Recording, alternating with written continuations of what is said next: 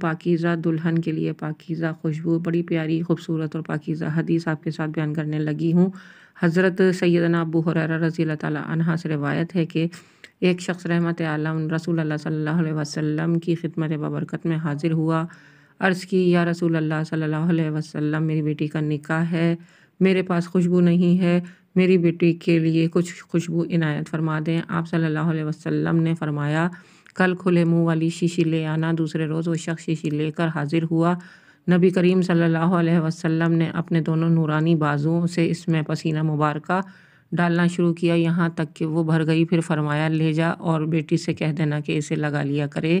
پس جب وہ آپ کے پسینہ مبارکہ کو لگاتی تو تمام اہل مدینہ کو اس کی خوشبو پہنچتی، یہاں تک کہ ان لوگوں کے گھر کا نام بیت المطیبین یعنی کہ خوشبوؤں والا گھر مشہور ہو گیا۔ سبحان اللہ!